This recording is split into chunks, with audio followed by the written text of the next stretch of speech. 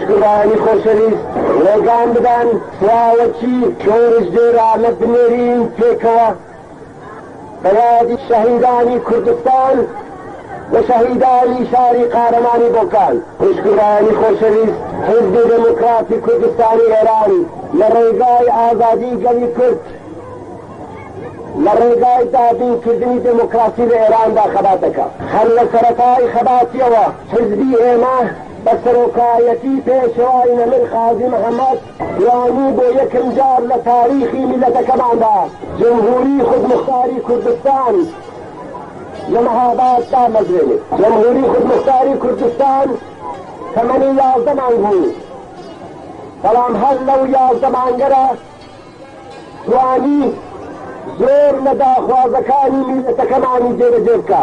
میلەت بۆ بە حاکمی چارەنووسی خۆی لە باسی ژاندەرمە و پۆلیس هێزی پێشمەرگە پێکهات. زمانی کوردی بوو بە زمانی ڕەسمی بۆ یەکەم جار لە تاریخی خۆیدا میلەتی کورد تێگەی کە ئەگەر یەکگرو یەک پارچە مبارزە بکە دەتوانێت بداتە ئاواتی خۆی.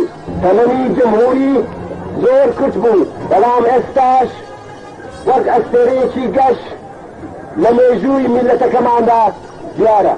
لە 11 مانگی خاکەرێوەدا مانگی فەروەردیندا پێشەوای نەمر لەگەڵ هاوڕێیانی شەهید کرا. هەروەها هەندێک لە ئەندامان و مەسئولانی حیزبی دموکراتی کوردستان ناوچەی بۆکان و جێگای دیکە ئێدام کران و بوون بە شەهیدی ڕێگای ئازادی میلەتەکەمان. دوژمن پەیوا بوو بە کوشتنی خازی محەممەد بە شەهیدکردنی مەسئولانی پێشووی کۆماری خودمختاری کوردستان جنبشی میلەتەکەمان لەبێ نەبا.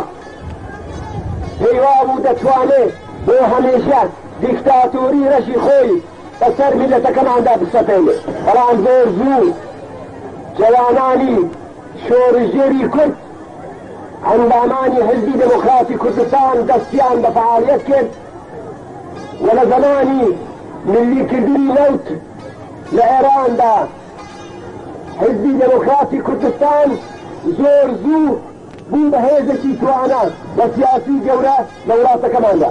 حیزبی دموکراتی کوردستان لەو وەختەوە هەتا سەرکەوتنی شۆڕشی ئێران خەباتی نهێنی خۆی هەر درێژە پێدا.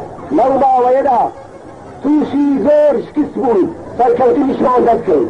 هەڵازی نشێنمان زۆر دیت، هەڵگوسەڵمان زۆر هاتە پێش. لە ساڵەکانی 46 و 47دا بە سەرۆکایەتی حیزبی دموکراتی کوردستانی ئێران خەباتی چەکدارانە دەستی پێکرد. هەندێک لە باشترین ڕۆڵەکانی گەلی کورد وەک اسماعیلی شەریفزادە، سلەیمانی موعینی، مەلا ئاوارە و ئیتر کە ئەندامانی مەسئولی حیزبی دموکراتی کوردستانی ئێران بوون لە ڕێگای میلەتی خۆیاندا شەهید کران. بەڵام دیسانەکە خەباتی ئێمە نۆستا، خەبات هەر درێژەی هەبوو.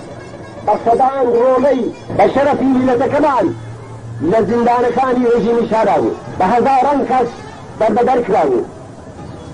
زۆریان لە دادگاکانی بێدادگای شادا محاکمە کران و ئێدام کرد. بەڵام حیزبی دموکراتی کوردستانی ئێران حیزبی خۆشەویستی میلەتەکەمان لە هەموو ئەو خەباتە سەرفراز و سەربلین هاتە دەر و ئاڵای خەباتی هیچ وەختدا نەنا کە شۆڕشی سەراسەری ئێران دەستی پێ کرد. میلەتی کورد وەک هەموو گەلانی ئێران لەو شۆڕشەدا بەشدار بوو. حیزبی دموکراتی کوردستان هەموو هێز و توانای خۆی ڕێکخست بۆ ئەوە بتوانێت میلەتەکەمان لەو شۆڕشەدا هەرچی زیاتر بەشدار بکە. میلەتی کورد لەو شۆڕشە ئینتیزاری ئەوە بوو کە دموکراسی لە ئێراندا دابین بکە، ئازادی بۆ میلەتەکەمان پێک بێنێت و حەقی ملی میلەتەکەمان مافی ڕەوای میلەتەکەمان کە خودمختاریە بۆ میلەتەکەمان تعلیم بکە. بەڵام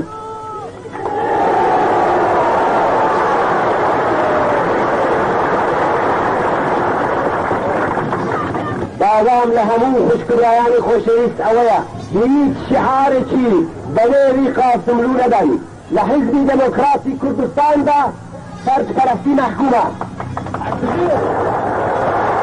شعاری درست ئەوەیە ئێمە وەک ئەندامانی حیزبی دموکراتی کوردستانی ئێران تەنیا یەک ڕێبەر و یەک هێز بۆ بەڕێوەبردنی خەباتی میلەتی کورد بۆ نیشاندانی ڕێگای دروستی میلەتەکەمان دەناسی ئەویش هیچ فەردێکی نییە نە لە داخلی حزبدا نە لە خارجی حزبەکەماندا تەنیا و تەنیا حزب هۆی حزبی دەموکراتی کوردستانی ئێرانە